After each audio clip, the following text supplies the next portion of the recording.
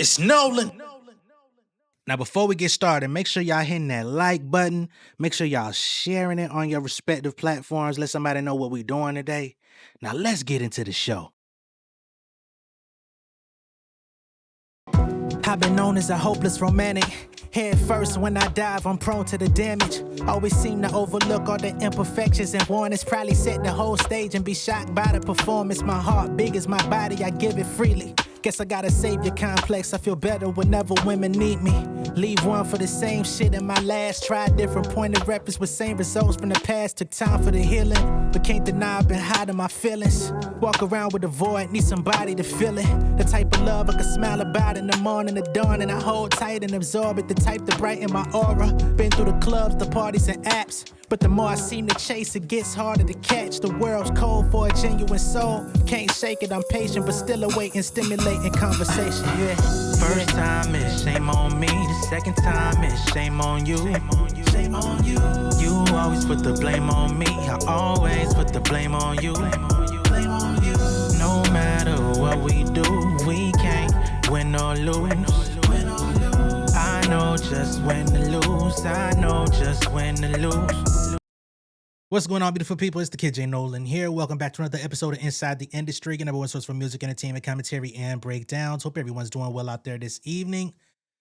All right, y'all. So we got to pick up on this whole Alicia Brown situation. Y'all know just the other day we covered the Big Tigger, Alicia Brown whole ordeal. I covered it from as far back as I could possibly find, as far as their relationship, their alleged domestic violence taking place in the house when the initial police report was filed back in May of this year, which subsequently ended up in Big Tigger being arrested, right? I played the video inside of their house, the first video from TMZ, which was the black and white video, which looked like they were inside of a home studio of some sort. I don't know if it was hers or his. They were having disputes over devices, it looked like. Looked like Tigger was holding on to her laptop and she may have had his phone. And they got into a little bit of a skirmish. She was trying to keep the phone away from him. She was going toward the door. He was behind her. She ended up bumping her head on the door. I know some people are saying that they feel like she did it to herself. I don't know. I cannot say that with any level of certainty. All I can do is give y'all the information as I see it, right? So we got that. Then we had the other video that came out just a couple days ago of Tigger and Miss Alicia Brown once again having a match over the cell phone, right? And this one was recorded allegedly by Alicia's 13-year-old son, Alex. Okay. The other day, I also covered how Francesca Amaker, who is, or at least was, Big Tigger's co-host on the Big Tigger Morning Show on V103 Atlanta, she filed a lawsuit against Alicia for defamation.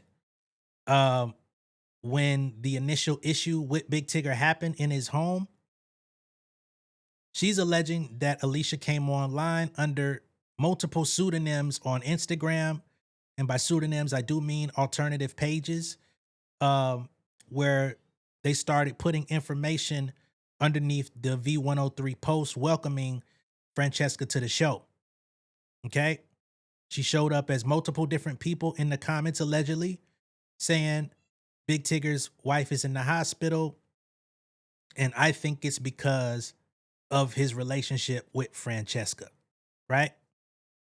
And Francesca is saying nobody knew anything about what was going on in Big Tigger's house back in May. So who could have possibly come online and said that with any certainty? There was also, there was one page that was allegedly a nurse. There was one page that was allegedly a man. There was one page that, I think it was another, you're traveling Bay, or you're traveling something, which is known to be one of Alicia's pages. And then she popped out again under her public page, Cyber Bay. And all of these different accounts were talking to each other in the comments. Francesca said with her investigation, she believes that all of those accounts are linked to Alicia. So she was literally talking to herself in the comments, spewing allegations against Francesca. Because remember, initially when all this happened in June, when Alicia came out with her post showing her injury on her eye, she said, "Ask my husband how my face happened." And she tagged Francesca, alluding to Francesca having something to do with it, or possibly even having assaulted her herself, right? So from there, we get this big mess. But now we've got even bigger of a mess going on back in Virginia, or excuse me, Maryland, where her ex, Mr. Darrell Williams, if I'm not mistaken, he's been dealing with a missing child since 2019, right? Alia Brown. She would be 17 today. She's been missing since she was 10 years old. He's been working with the police to try to find his daughter, to no avail, right? He claims that he was in a relationship with Alicia back in 2009, 2010. She got pregnant, and it was turmoil ever since the pregnancy. He alleges that they were going out for a night on the town, and they got into an argument. He said he turned the car around to take her back home. He said she reached over, took the car keys out from the car. They almost crashed. He claims that she began hurling objects that were in the car at his face. He said his face was all messed up. Police get there. She was initially taken by the police, not him. That's his account of the story. She claimed that she was miscarrying, therefore they took her to the hospital.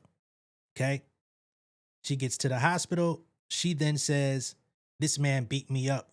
That's why I'm miscarrying." He said the next day there was a warrant out for his arrest. I don't know anything about the medical records of a possible miscarriage. I do not have that information. All I can give you is the information that's been shared regarding this story, right? From that point forward, they were no longer an item, and they were in a consistent custody battle ever since over the child, right? He says that she never wanted him to be in the picture, so she would always come up with anything to make him the villain, right? When it came to him trying to pick the child up, she would always have issues. When it came to anything that the child needed, if he was going through any financial troubles, she would use that as a reason to keep him away from the child. All types of things, man. He said that she would make up stories about him beating her up, all these different things. Again, I don't know what's real, what's not, what's true, left or right regarding any of this. I'm just relaying the information because we have more information that's been released from another romantic interest from the past, and we're going to get to it. So eventually, he does actually get custody of Alia Brown, which is the missing child. He went through really tough visitation issues, all these different type of things. He ends up getting custody of the child. She puts in a complaint alleging that he molested their child. So the child gets taken from his care, gets put into a foster home. Child goes missing. Okay. According to reports, a white SUV pulled up in the somewhere around 1 a.m. in the morning when others in the foster home were asleep. Little girl walks outside, gets inside a white SUV. He claims that Alicia drove a white SUV around that time. When you look up reports, when it's hard to find reports from 2019 when this child went missing, you can see just about even on public news records, that the police are confident that this child is not abducted by a stranger, which I find to be very interesting. We listened to Darrell's phone calls with Nina Brown and Joe Claire. He said he knows that his child is not, just out in the free world living in a random life, or not, incapacitated, or not dead or anything like that. Um, and again, news reports state that they don't believe that a stranger abducted her. There's even a website out there called forthelost.org that alleges that the mother abducted the child. Okay?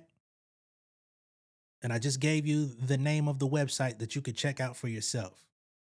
As all of this information is making itself available to the public over these last few days, we also received an update that Miss Alicia Brown was also arrested last year from Big Tigger's home for her own family violence and battery charges.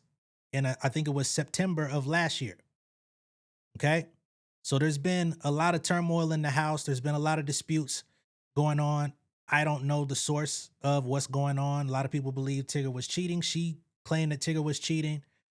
We don't know what actually happened or what led to these different events. All we have is speculation at this point. I'm not sure if we'll ever truly find out what led to these alleged violent incidents, right?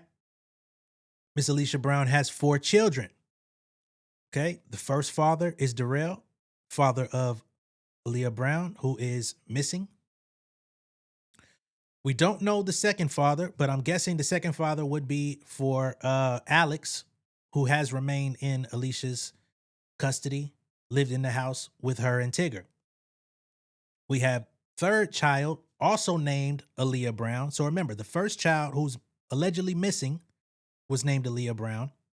And then she had a third child, a daughter, that she also named Aaliyah Brown. But in the community, she's known as Autumn.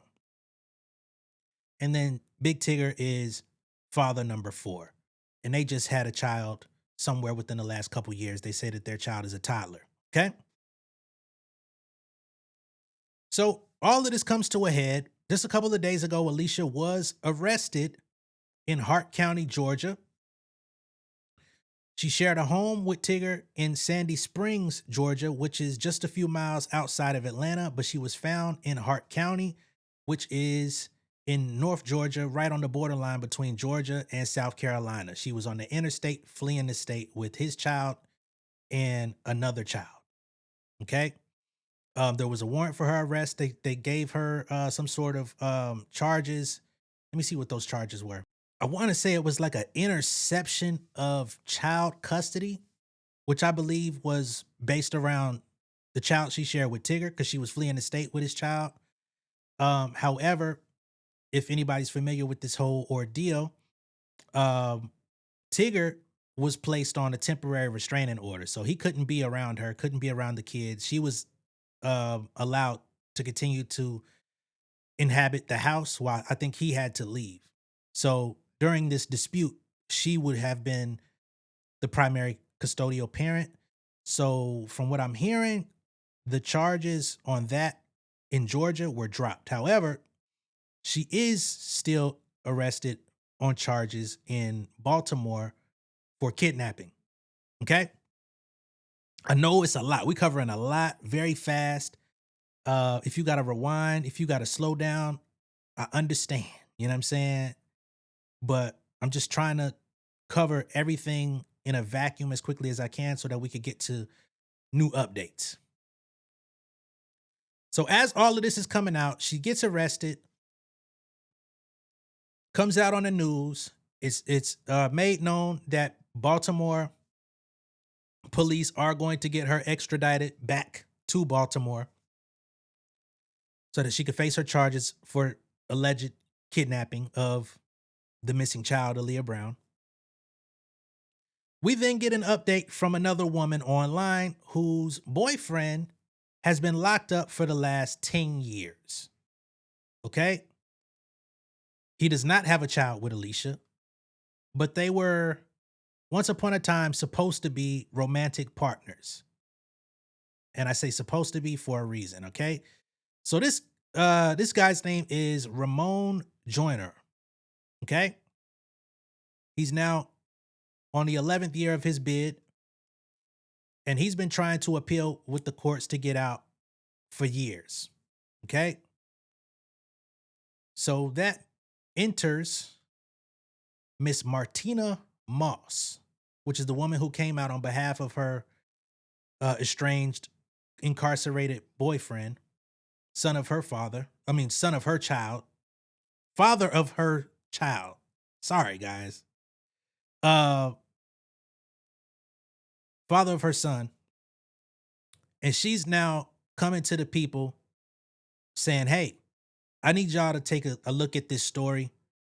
And she's even admitting that this dude was not 100% clean, not 100% like the best person. But she does not believe that he did the things that Miss Alicia Brown accused him of and got him locked up for. Okay?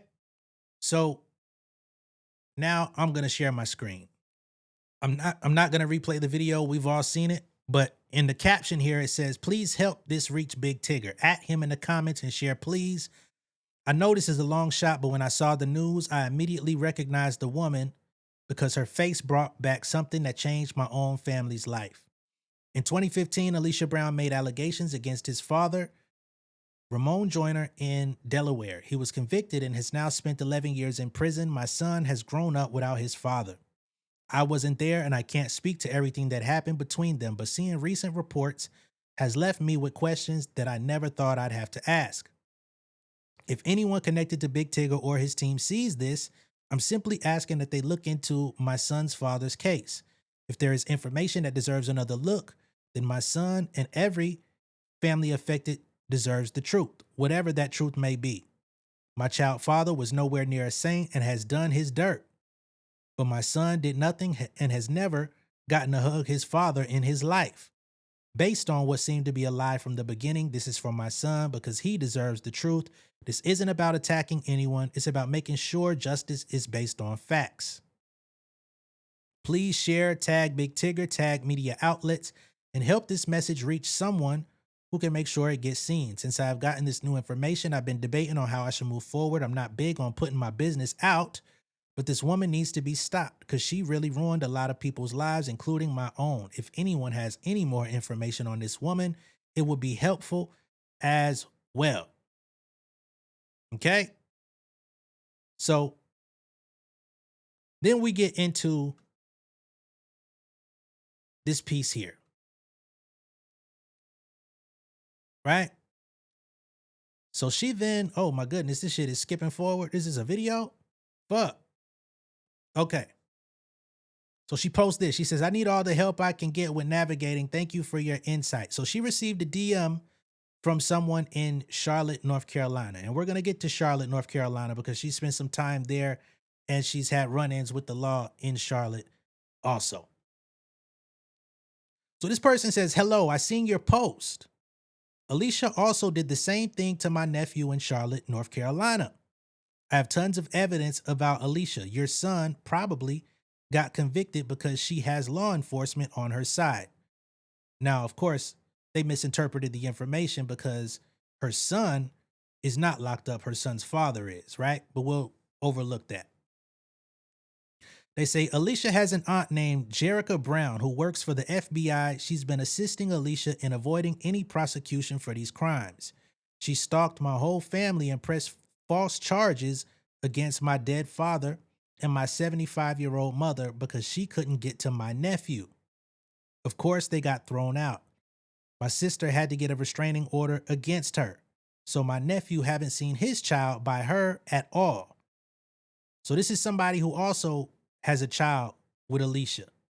Which child? I don't know. Okay? My sister had to get a restraining order against her, so my nephew haven't seen his child by her at all. She took off and ran to Utah. Never knew she lived in Utah. We've been trying to reach Tigger since 2024. He blocked us. So Darrell came out. Remember, Darrell is the first child's father, Aaliyah Brown, who's missing. He came out and said he tried to reach out to Big Tigger and that he never received a response. I looked at that. I was like, Big Tigger is kind of a celebrity. He's got celebrity contacts. I'm sure his inbox is flooded. Probably gets messages from all types of people who want his attention. Probably missed it, right? But this family says that they reached out to him and he blocked them. Now, how they went about trying to reach him, who knows? Did Alicia have access to his phone to block those people? I don't know.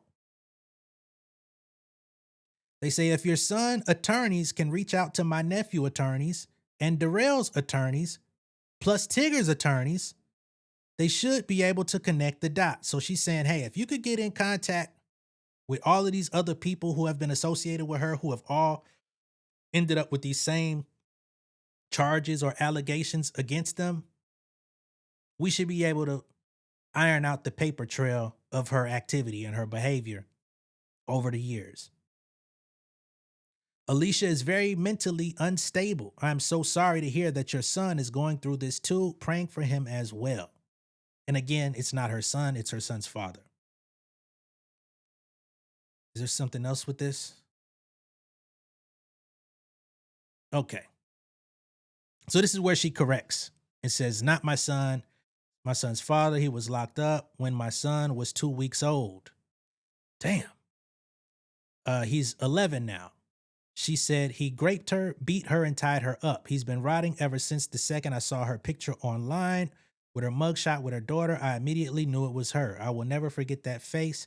They met at a casino in Delaware. She was banned from Maryland casinos because of what happened with leaving a kid in the car. That was the original Aaliyah Brown story.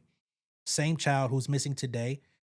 She left in the car in a parking deck while she went and gambled in a casino for 8 hours in the freezing cold. There were blankets over the windows of the car so that people outside wouldn't be able to see her. But eventually somebody heard the child screaming in the car. So then they were able to get the child out. And when Alicia came out from the casino, the police were waiting on her. Okay? So that's why she said she was banned from Maryland casinos because of what happened. That's why she was in Delaware. Let me see what this is. My son's father is nowhere near a saint, but my son doesn't deserve not being without a father based on a lie. So they respond. They say, oh no, I definitely believe you. She did the same thing with her first child father. That's Grrrl. Said he touched their daughter. That's with my nephew. Excuse me, that's why my nephew is so scared to fight against her for custody. Tell him to ask his attorneys to look into her cases in Charlotte, North Carolina, and Virginia. This is a mess. So now it's 6 guys whose lives she has ruined. I'm really praying that God makes sure she pays for all that she's done. Okay? So this is the family in Charlotte. One of the fathers of Alicia's children has not seen his child. I don't know which child, right? Wouldn't be surprised if that is the other Aaliyah. I'm guessing because that would be because we got Tigger, we got homeboy in Maryland. I don't know who Alex's father is, and I don't know who this person is. So we'll just see. Okay? So from there, she posts a message from Ramon Joyner, who's the one that's locked up and has been locked up for 11 years now. He says, first of all, thank you for all your efforts to clear my name. I can only hope this momentum can have an effect on me being released from here sooner than later. That is the ultimate goal for me because I've been new, shout. It was crazy and this shit was fucked up. Everybody just went on living though like it was okay, and due to the fact I don't live my life on the right side of the law, I had to have had a hand in something. Whole time I denied, shouted. So she set me up. She was stanking and I rolled out and came back hours later because I was still working and she calling me to come to her room. That's when the goofy shit started and I left again. And while I'm checking out, she falls in the lobby on some movie shit, all beat up. And I'm like, huh? I'm waiting for the police in the lobby for 45 minutes. A guilty man don't do that. Anyway, I was just telling you that envisioning it again, or maybe he meant I'm visioning it again. Like, damn, that's crazy how that happened. Um, some of this stuff is scratched out. So according to his story, he says that they were supposed to link up and have sex. And it sounds like he was cheating on Miss Martina Moss at the time because she was pregnant when he got locked up. Maybe. I don't know. You know what I mean? I can't speak to that. I don't know the exact dates. However, he says that they were supposed to link up and do the do. He says she was stanking. That's gonna, as crazy as it sounds, it's gonna come up again because I have the paperwork to his case, or at least his denied appeal, and you'll see what I mean. Whole time I denied Shouty, so she set me up. She was stinking, and I rolled out and came back hours later because I was still working, and she calling me to come to her room. That's when the goofy shit started, and I left again while I'm checking out. She falls out in the lobby on some movie shit, all beat up, and I'm like, huh? Now I don't know what the hell happened, because she claimed that he sexually assaulted her. You know what I'm saying? I'm not here to be on Ramon's side. I don't know Ramon, and he said it himself. He's on the wrong side of the law. Miss Martina says, I'm not saying he's a saint or a perfect guy. He's done his share of wrongdoing. I don't know what took place inside that hotel room, so please don't misquote me if using my name anywhere, okay? All I'm doing is giving y'all what is being said. So then Martina posts this up, okay? Which is another one of Alicia's arrests. I believe this is actually the one that took place in Charlotte. Okay. And then there's another that took place in Virginia Beach, Virginia. This one was for trespassing after being asked to leave. This took place in 2021. It eventually ended up, she was found not guilty some kind of way. But this was 2021 in Virginia Beach. This one was also in 2021, same year. And this was a misdemeanor stalking charge in Charlotte. So remember the Charlotte family who came out and said she did the same to my kid. My son hasn't seen his child in years and all that. This is all linked together. So finally, we get to Ramon's paperwork, and it's going to have some strong language in here, okay? So this is the order from the judge about his appeal. They say this 20th day of January 2017, upon consideration of the appellant's brief, under Supreme Court Rule 26C, his attorney's motion to withdraw and the state's response, it appears to the court that, and they start this whole saga from the beginning. In April 2015, the appellant, Ramon A. Joyner, was indicted for attempted blank in the first degree, blank in the second degree, kidnapping in the first degree, strangulation, and malicious interference with emergency communications. The charges arose from Joyner's assault of an acquaintance, Amanda Brooks. Now understand, they gave her a pseudonym. That's not her real name. It's a alternative name that they gave her in the case.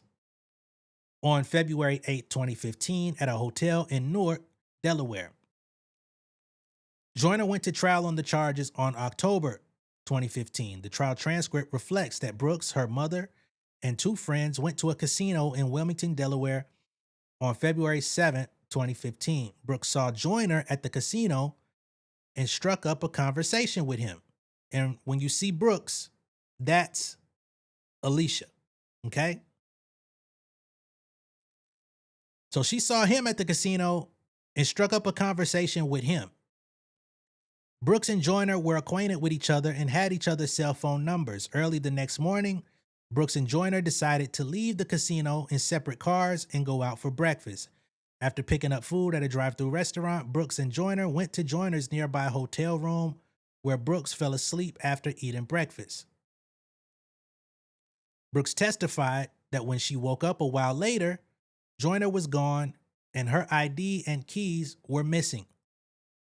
Brooks texted and called Joyner multiple times with no answer. So according to her story, she said that she fell asleep in his hotel room after they ate and that he attempted to leave with her ID and car keys, right? So she says that he was trying to basically rob her, right?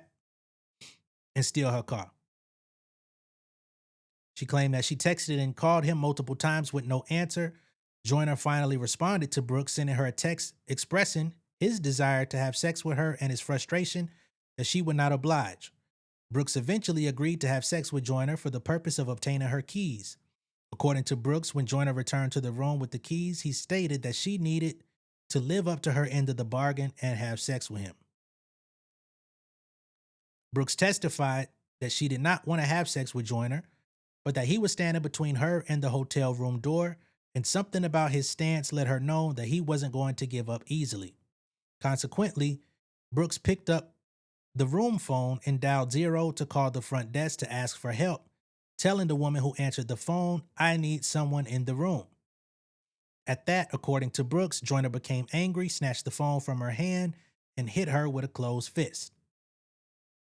Brooks testified that Joyner continued to hit her as he held her down and buried her face in a pillow, which suffocated her, and that he pulled down her pants and touched her buttocks and vagina with his hands.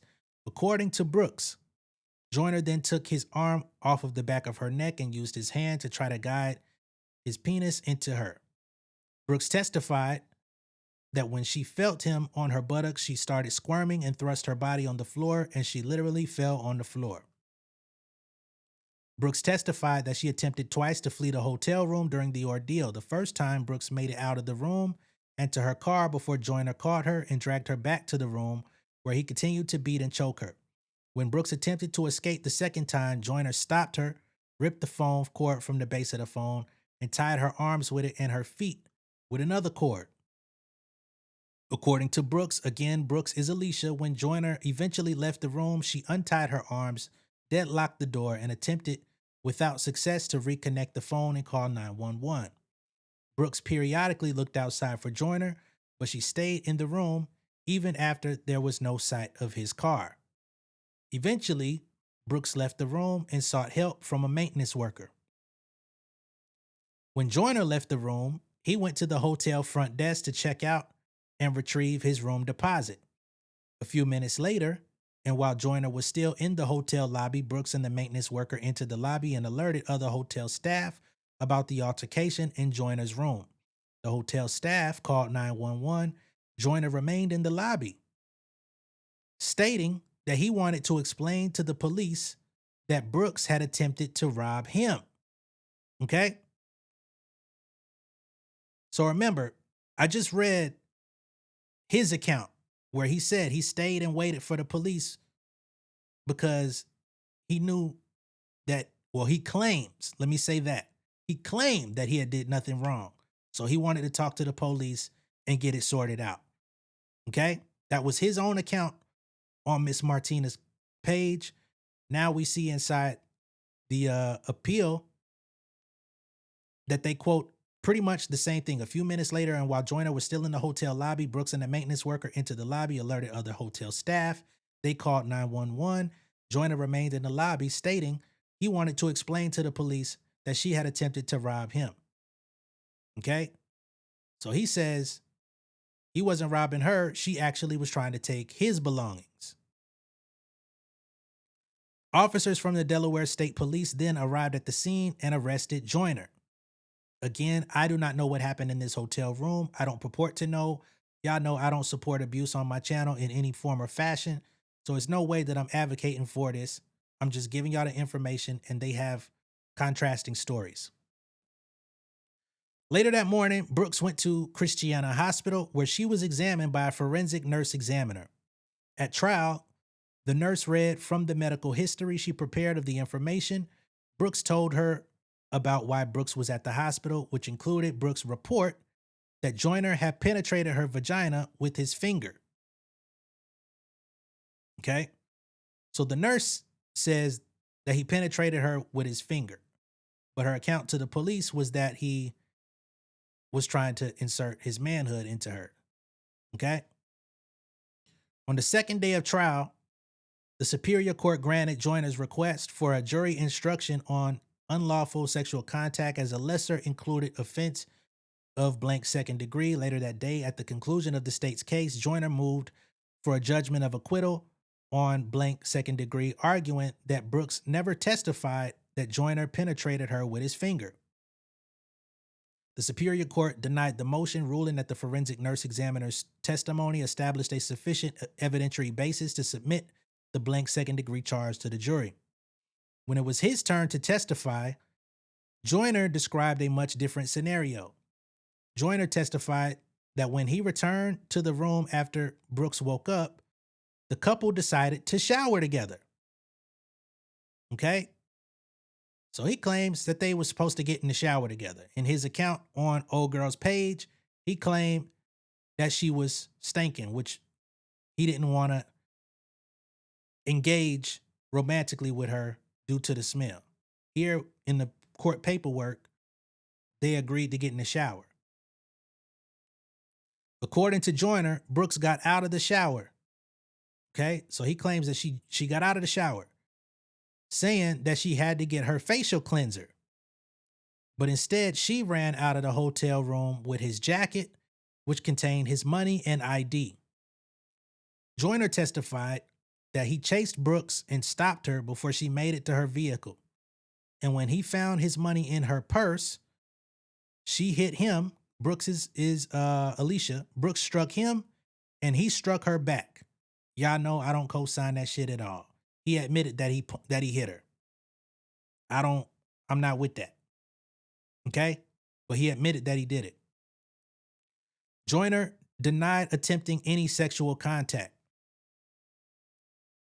At the conclusion of the 3-day trial, the jury convicted Joyner of unlawful sexual contact in the first degree as a lesser included offense of blank second degree, kidnapping first degree, strangulation, and malicious interference with emergency communications.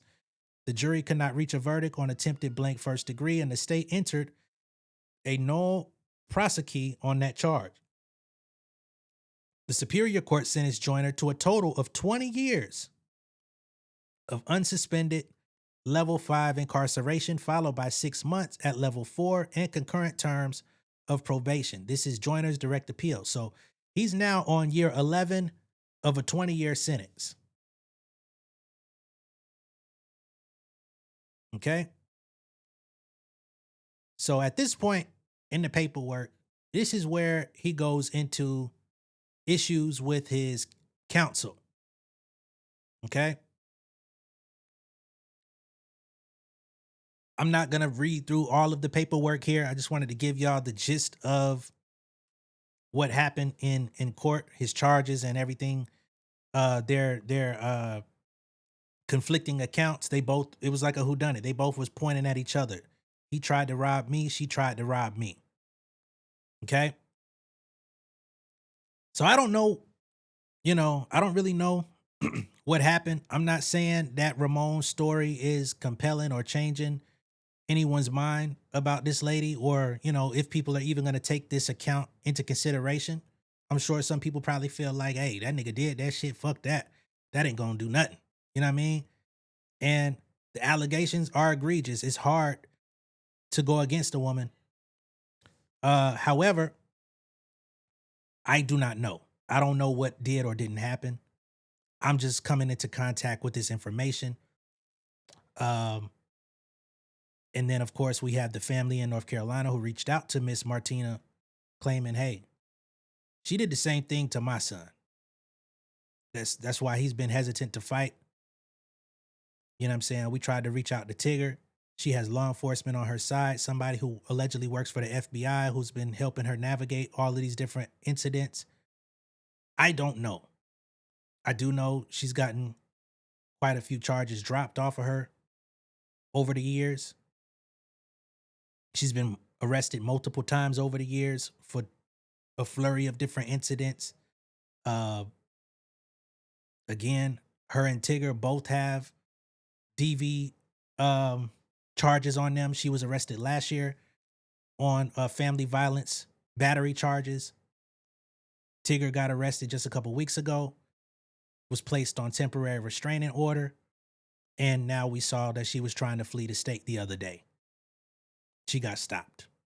So it's a lot of crazy stuff going on. I'm trying to cover this information as responsibly as possible. Trying to cover it as thoroughly as possible while not trying to put, a spin or anything. I'm just giving it to y'all as I have it and really just leave y'all to make your own determinations of what this is. Okay? Let me know what y'all think of all this down below in the comments. Be sure to like and share this video. If this is your first time seeing me on YouTube, go ahead and subscribe to the channel, become an insider. And also, there's the neighbor, right? There's the neighbor who lives in Tigger's community who says that her son is close with Alex, the young man who was recording the video that came out the other day. And of course, there was the text from Alex where he had sent that to his group chat telling everybody to put that video on YouTube, Instagram, TikTok, etc. And he expressly told them, caption your video, Big Tigger beating his wife. Nowhere in that second video do we see Big Tigger beating his wife, but that's the video he sent out. He told his friends, don't ask no questions, just do it. There's people out there that believe it was Alicia using her child's phone, sending this to his friends. Again, I don't know. Again, just trying to cover everything as succinctly as I can, as thoroughly as I can. Y'all let me know how y'all see it, all right? I'm going to catch y'all on the next one. Y'all be good out there. Peace.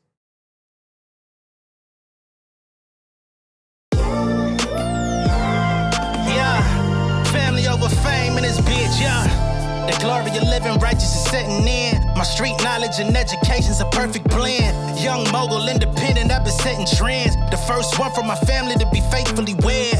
Fuck niggas and the horses that they riding on. I see this shit from all angles like a polygon. I'll never politic and the drama be piling on. Father and greats unacknowledged like I'm Bobby Bonds. Conversation with my lady about the paper route. 5 sit bank accounts every day I make it count. They down talking my commentary for hating now. Well, I can take it cause I'm bodying your favorite now, please. I can do this shit in my sleep. I been writing for these niggas, y'all read it and weep. I been fighting these niggas if you speak on the street. I'll turn your birthday party into New Year's Eve. Don't let me take it there. We ain't playing fair. This the ATL, Southside nigga moving furniture like Wayfair. Life on hold, no insurance for your healthcare. Lifeline gone, so you wanna be a millionaire?